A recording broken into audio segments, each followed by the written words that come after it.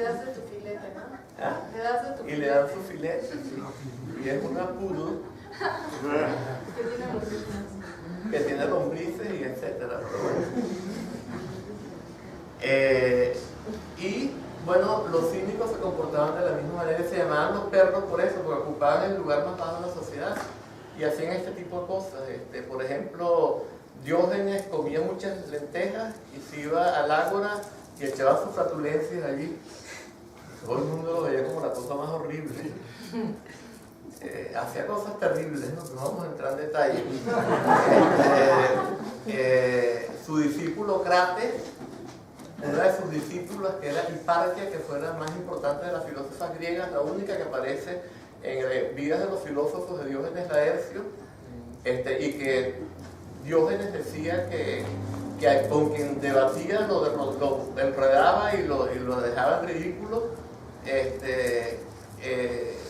Entonces, bueno, ella se enamoró de Crates y tal, pero esto es una desviación porque esto no es budismo tibetano, pero nos da una idea de que a lo mejor es posible que estos mismos comportamientos hayan existido, que este mismo conocimiento haya existido en otras tradiciones.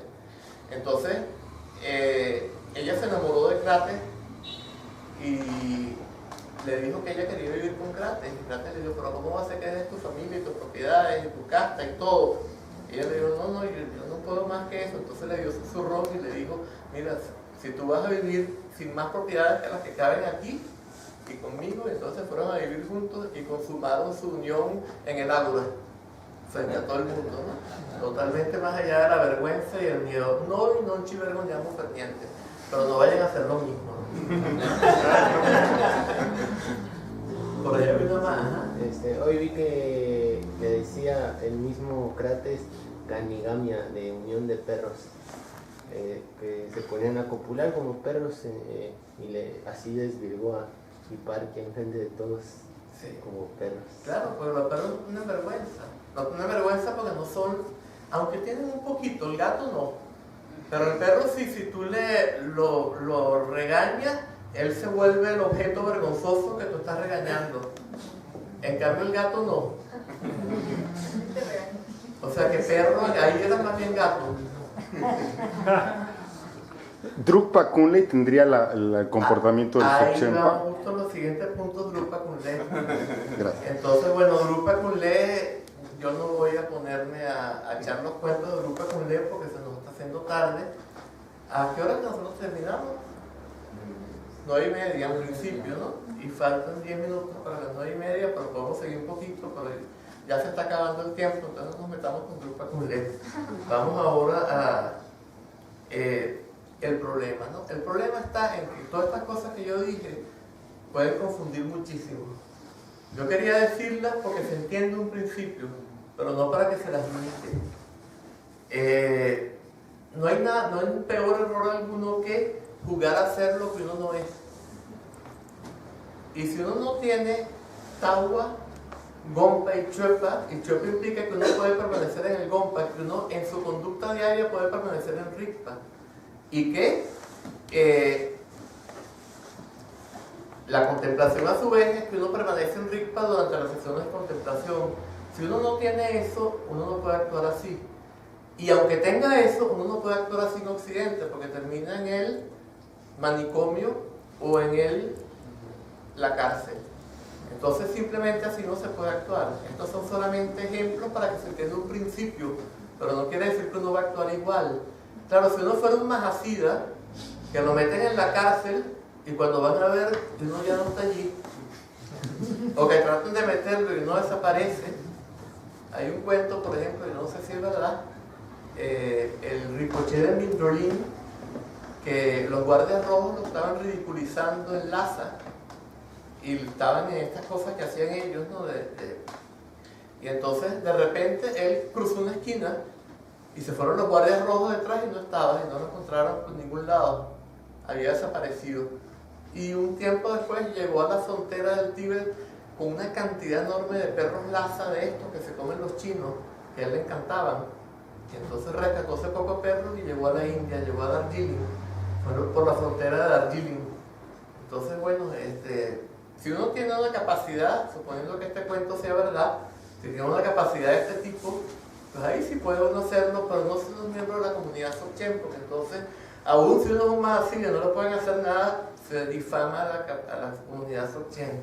Entonces hay que tener mucho cuidado. Y esto es solamente un ejemplo que no debe seguirse. Bien. Entonces también, por ejemplo, aquí en Casa Drolma, que es la sede de la comunidad Dzogchen, encima tenemos a Yogae, que son súper, o sea, basado en el sendero de la renuncia, son las dos darshanas dualistas del hinduismo, que son el Samkhya y el yoga de Patanjali y el Samkhya de Kapila, que van en pareja. Entonces, en eso se considera terrible todo lo que no sea vegetarianismo, abstemismo,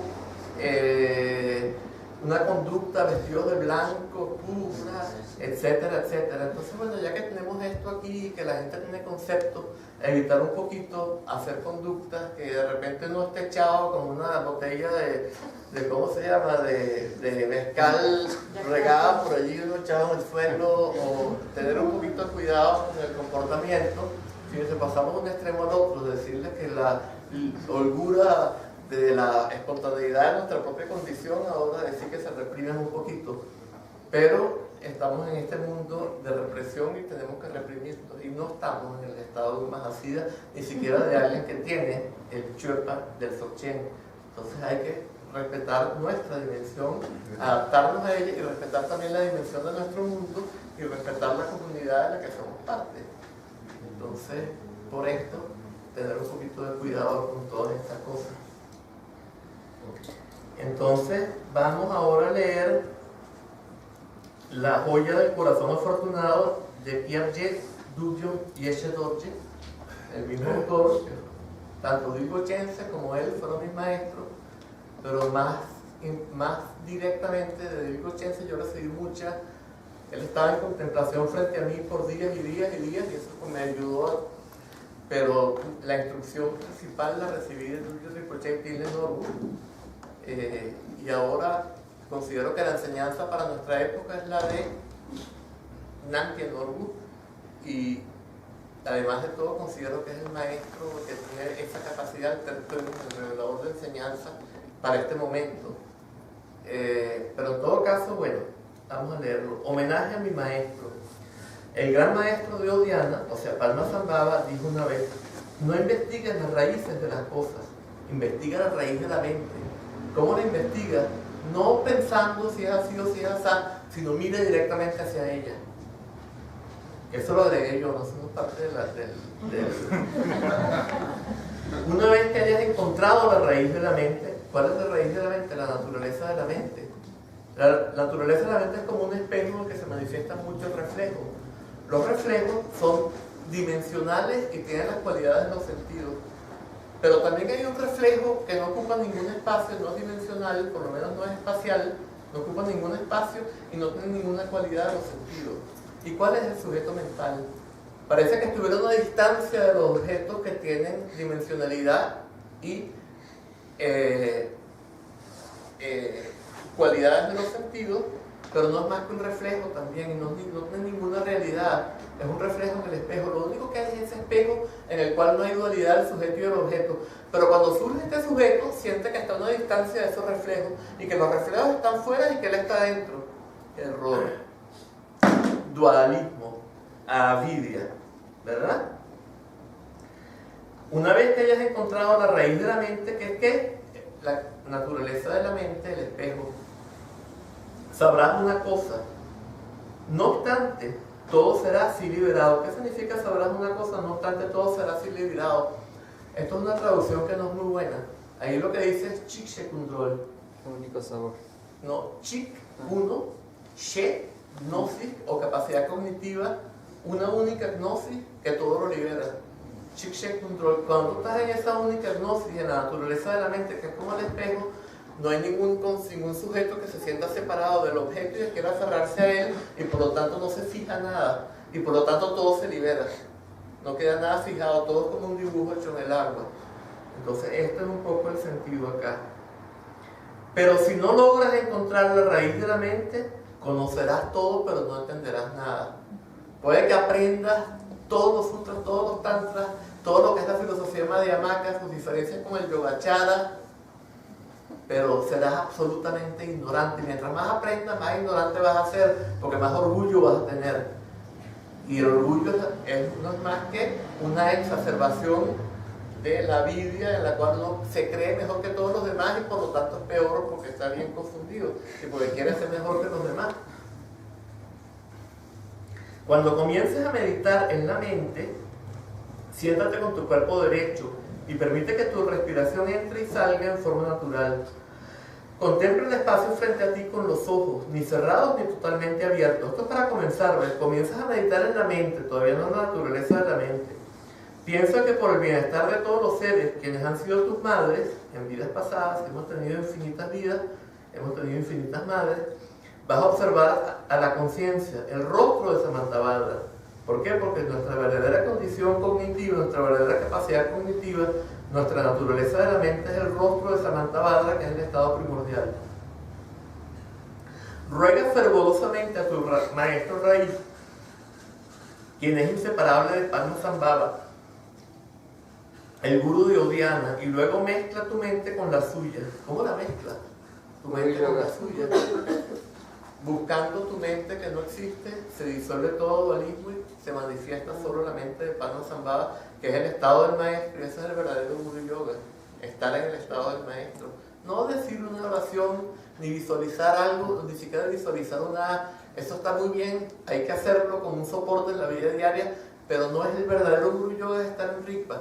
Si con la A estamos en Rigpa, ese es el Guru Yoga. Si estamos en Rigpa sin la A, ese es el Guru Yoga.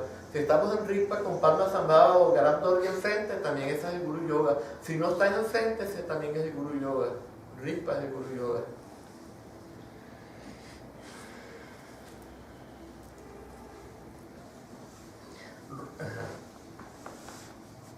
Asiéntate en un estado contemplativo equilibrado. Sin embargo, una vez que hayas asentado tu mente, no podrás descansar por mucho tiempo en ese estado vacío y claro de pura cognitividad, pura y prístina. Tu mente comenzará a moverse y a agitarse. De manera inquieta correrá de aquí para allá, por todas partes, como un chango. Lo que estás experimentando en este momento no es la naturaleza de la mente, sino solo pensamientos. Si permaneces con ellos y los sigues, te encontrarás recolectando todo tipo de cosas, pensando acerca de toda clase de necesidades, planeando diversas actividades. Es precisamente este tipo de actividad mental el que te ha lanzado en el pasado al oscuro océano del samsara, y no cabe duda de que lo hará de nuevo en el futuro. Sería mucho mejor si pudieras cortar con la siempre expansiva y negra confusión de tus pensamientos. ¿Qué pasaría si pudieras liberarte de las cadenas de tus pensamientos? ¿Cómo es la conciencia pura y prístina? Es vacía, deslumbrante, límpida, ligera, libre y llena de gozo. No es algo que esté encadenado ni demarcado por su propia colección de atributos. No se puede determinar por nada. Es clara, si la percibo como clara, la mato. Ya entro en el concepto. Es pura, vacía, si la percibo como puro vacía, la mato, entro en el concepto. Si digo está en la meditación, si siento que estoy en meditación, la mato, este es el concepto.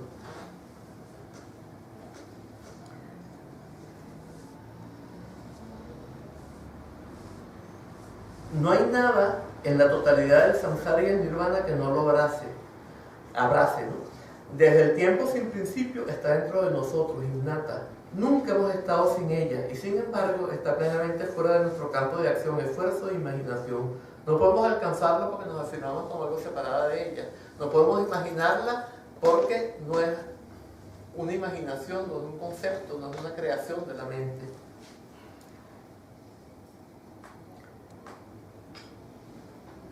Pero ¿cómo? Preguntarás, es reconocer la conciencia, la capacidad cognitiva pura y prístina, la cara del Rigpa. Aunque lo experimentes, simplemente no podrás describirlo. Sería como un mudo tratando de describir sus sueños. Es imposible distinguir entre tú que descansas en esa capacidad cognitiva no dual que es pura y prístina y la capacidad cognitiva pura y prístina que estás experimentando. Cuando descansas de manera natural, desnuda, en el estado ilimitado de la conciencia pura y prístina, todos esos pensamientos molestos y veloces que no se quedan callados ni siquiera por un instante, todas esas memorias, todos esos planes que te causan tantos problemas, pierden su poder. Desaparecen en el cielo espacioso sin nubes de la capacidad cognitiva no dual que es pura y prístina. Se quiebran, se desmoronan y desaparecen. Toda su fuerza se pierde en esa capacidad cognitiva pura y prístina. De hecho, tienes esta capacidad cognitiva no dual que es pura y prístina dentro de ti. Es la sabiduría clara o la gnosis primordial, clara y desnuda del Dharmakaya, de la mente búdica.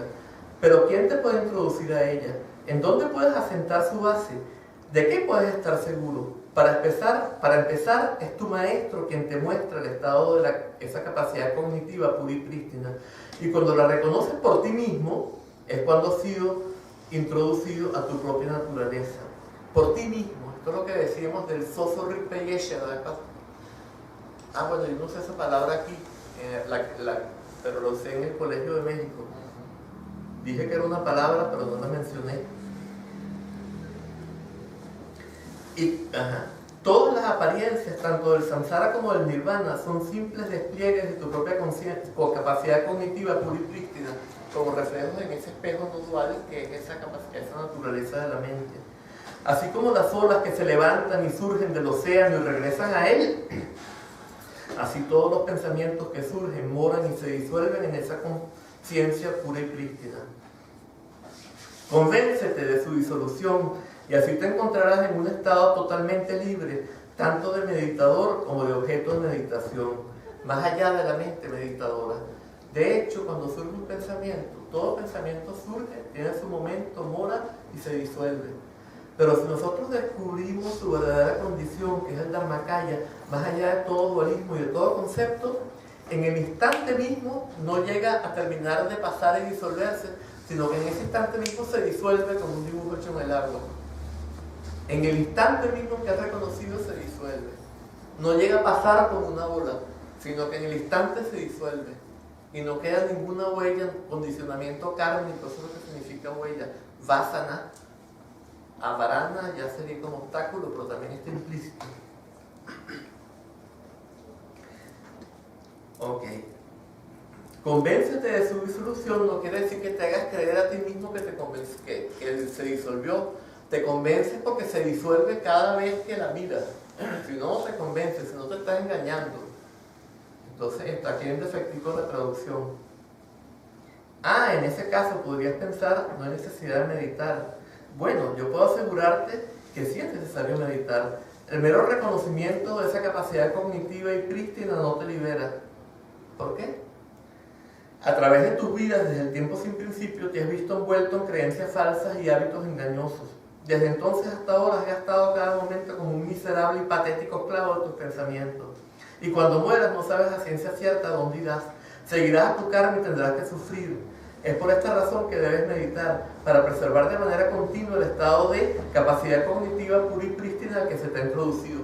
O sea, tuviste el tawa, la visión, pero con eso no basta, eso no te libera, porque un momento de tawa no neutraliza todas tus propensiones.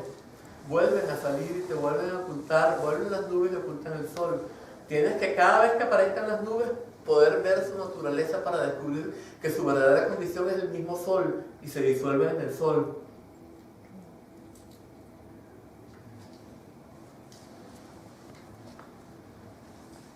El omnisciente Longchenpa ha dicho, puedes reconocer tu propia naturaleza, pero si no meditas y te familiarizas con ella, serás como un recién nacido abandonado en un campo de batalla. Serás tomado por el enemigo, el ejército hostil de tus propios pensamientos. En términos generales, meditación significa familiarizarnos con el estado de descansar en la naturaleza primordial y libre de elaboraciones, a través de la atención espontánea, constante y natural. Significa acostumbrarnos a dejar en paz el estado de capacidad cognitiva pura y prístina, despojado de toda distracción o aferramiento. Pero ¿cómo nos acostumbraremos a morar en la naturaleza de nuestra mente? Cuando surjan pensamientos mientras meditas, déjalos que surjan. No hay necesidad de considerarlos tus enemigos. Cuando surjan, relájate en su surgimiento. ¿Qué significa esto? No significa que yo como un sujeto separado me relajo como si estuviera practicando shiné, ahora relajo todo. No, significa que en el momento que surgen yo reconozco su verdadera condición Y se manifiesta el Dharmakaya en el que no hay dualismo ni ningún pensamiento cargado de intensidad emocional, y entonces todas las tensiones que creaban los pensamientos se rompen por sí solas de manera instantánea, que es el sentido de Tekchö. Ruptura espontánea de los amarrijos, de los atados, de todas las tensiones que atan nuestro organismo. Por otro lado, si no surgen, no te preguntes nervioso si acaso van a surgir o no. Te estás aferrando a la calma. La calma no es buena. Los pensamientos no son malos. Simplemente descansa en su ausencia. Si aparecen de manera súbita pensamientos grandes y bien definidos durante tu meditación, es fácil reconocerlos. Pero cuando ocurren movimientos sutiles, es difícil darse cuenta de que están allí hasta mucho después, como corrientes subterráneas. Esto es lo que llamamos Namtok Gogyu, la corriente subterránea de la distracción mental. Es el ladrón de tu meditación, como alguien que se introduce en tu casa y te roba lo más precioso que tienes, ¿verdad? Así que es importante mantenerlo vigilado, pero no te transformes en un vigilador de pensamientos que siempre está como un guaruro o guachimán, se dice en Venezuela, como un guardián, ¿cómo se dice eso? Para que se entienda en todas partes. Un gato y un ratón. Sí, como un gato que siempre está, que no se mete el ratón en la casa, ¿no? No, así no podemos estar, no podemos ser un cazador de pensamientos, porque eso sería reafirmar más el dualismo del sujeto y del objeto y el darle importancia a nuestra experiencia y el estar obsesionados con nosotros mismos. Ok.